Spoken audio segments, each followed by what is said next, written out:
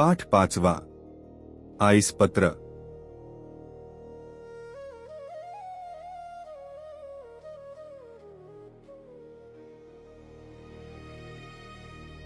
तीर्थरूप ice, शिरसाष्टांग नमस्कार.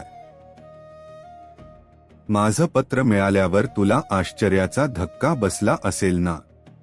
ओवी रोज तर आपल्याशी फोनवर बोलते, मग आज अचानक तिने आपल्याला पत्र का बरं लिहिलं असेल, असा प्रश्न पडला असेल ना तुला.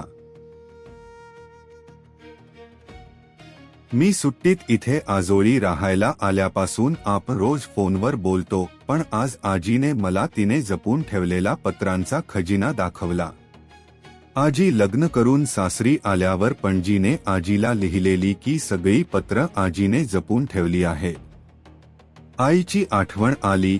अजूनही ती पत्रं ती पुन्हा पुन्हा वाचते. फोनवर बोलण्यापेक्षा पत्रामधून आपलं मन मोकळं करण्याची कल्पना मला फारच आवडली, म्हणून मीही पत्र लिहायचं ठरवलं. आजी म्हणाली, पूर्वी आम्ही सारे जण पोस्टमन काकांची आतुरतेनं वाट पाहायचो. आपल्या आवडत्या व्यक्तीने आपल्याला लिहिलेलं पत्र पोस्टमन काकांकडून मिळालं की आमचा आनंद गगनात मावेनासा व्हायचा.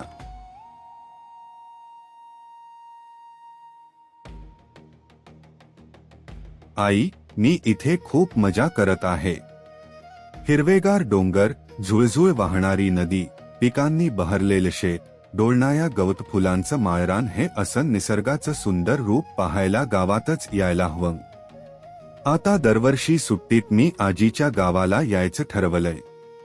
आजीच्या हातची भाजी भाकरी एवढी चविष्ट लागते की मला पिझ्झा, बर्गरची मुळीच आठवण येत नाही. काल मी आजोबांबरोबर देवळात कीर्तन ऐकायला गेले होते. कथा, काव्य, नाट्य यांचा सुंदर मिलाप म्हणजे कीर्तन, असे आजोबा का म्हणाले ते कीर्तन ऐकल्यावर मला समजलं.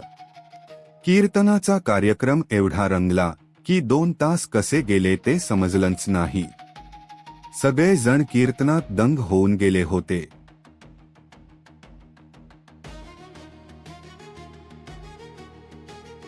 आजोबा रोज शेजारच्या मुलांना गोष्टी सांगतात. रात्री जेवण झाले की मोकळ्या आभाळाखाली चांदण्यात हा गोष्टींचा कार्यक्रम रंगतो. या मुलांना भेट म्हणून देण्यासाठी गोष्टींची काही पुस्तकं आजोबांना हवी आहे. तू ती मुंबईहून येताना नक्की आण. आणि हो, आजीने तुला निरोप दिला आहे की सुट्टी संपत आल्यावर मला न्यायला येशील, तेव्हा 4 दिवस राहायलाच ये. आई, तू हे पत्र वाचलेस की याचं उत्तर तू पत्रातूनच मला पाठव.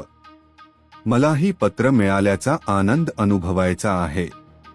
तीर्थरूप बाबांना माझा शिरसाष्टांग नमस्कार सांग. तुझीच लाडकी ओवी.